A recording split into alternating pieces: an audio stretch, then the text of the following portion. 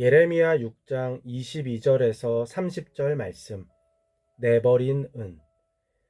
오늘 본문은 남유다가 하나님께 버림받은 이유에 관한 내용입니다. 하나님께서 북쪽으로부터 이방 민족이 침략할 것을 반복해서 말씀하십니다. 여기에는 두 가지 의미가 있습니다.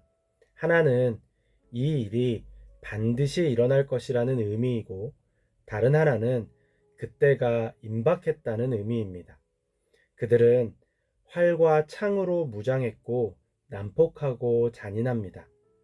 그들이 몰려오는 소리는 요란하고 그 모습은 전열을 갖춘 전사와 같이 조직적입니다. 적군이 몰려온다는 소식에 남유다 백성의 손에 맥이 풀립니다. 무언가를 해볼 엄두가 나지 않는 것입니다. 해산에 진통을 하는 여인처럼 불안하며 괴로워합니다.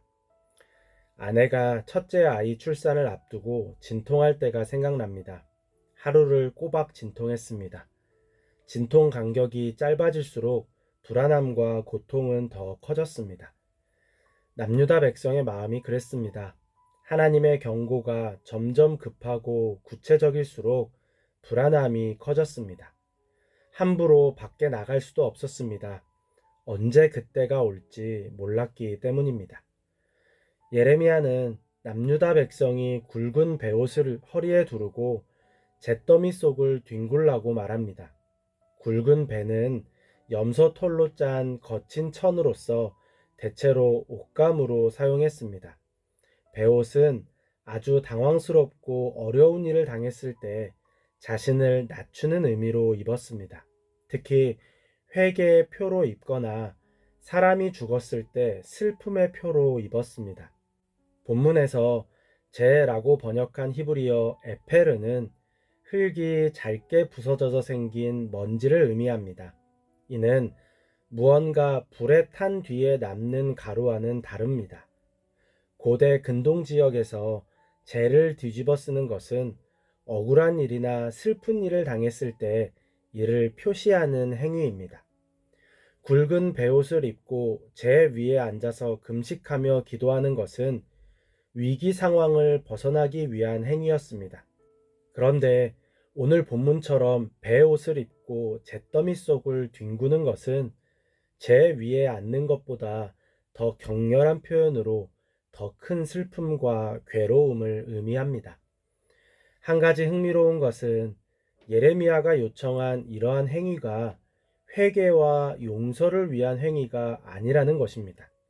이어지는 말씀인 외아들을 잃은 어머니처럼 통곡하고 슬피 울라는 것에서도 알 수 있듯이 이러한 행위는 앞으로 당할 재앙을 피하기 위한 것이 아니라 이미 결정된 재앙에 대한 슬픔과 괴로움의 표현입니다. 즉, 곧 닥쳐올 재앙을 슬퍼하며 당하라는 것입니다.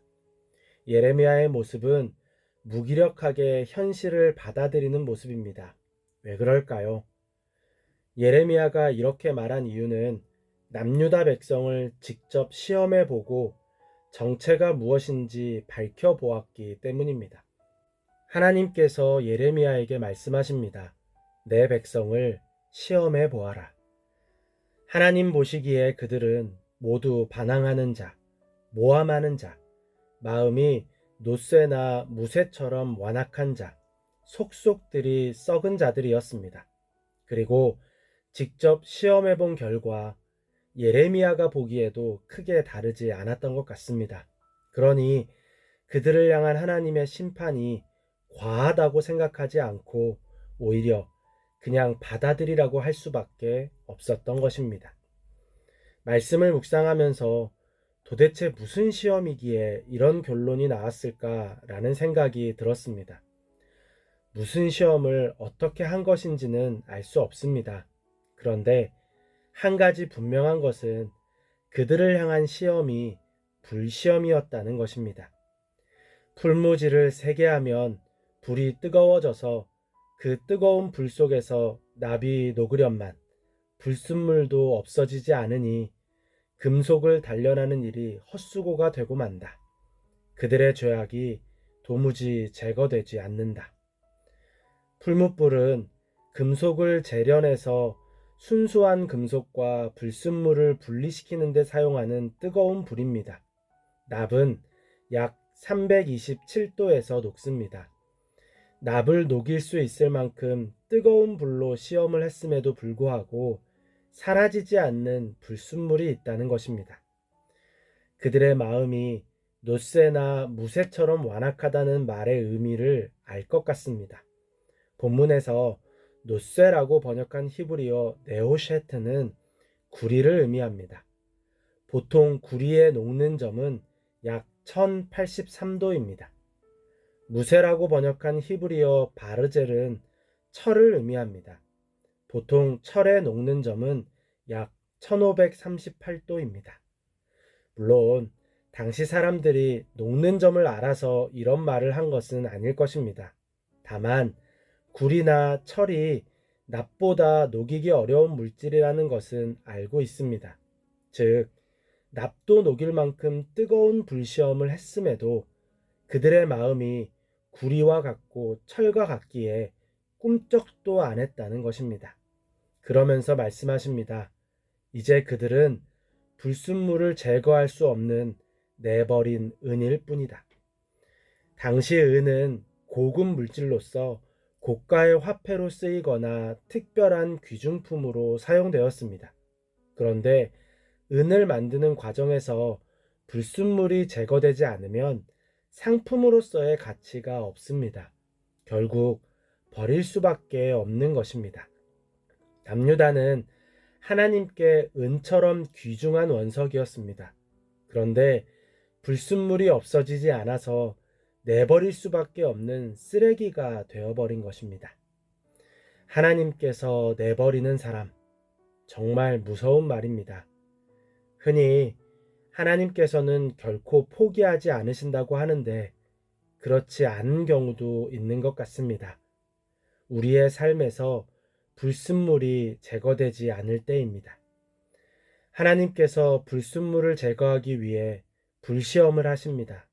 그런데 끔찍한 불시험에도 사라지지 않는 불순물이 있다면 그 사람은 하나님께서 내버리실 수밖에 없습니다.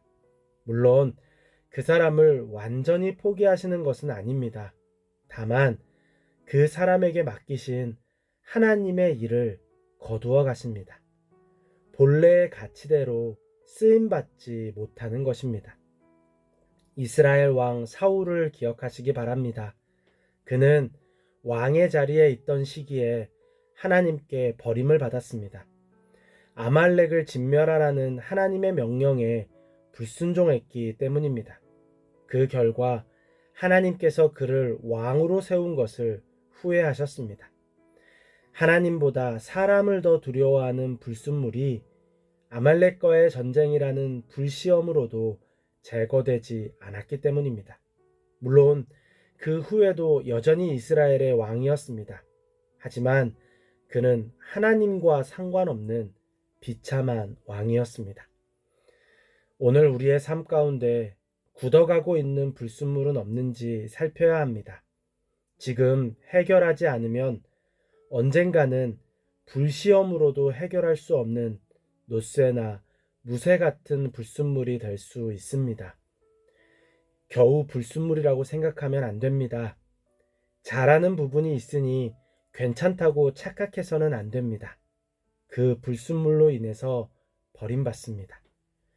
우리의 삶에 불순물이 굳어가지 않도록 늘 자신을 점검하는 지혜가 있기를 바랍니다.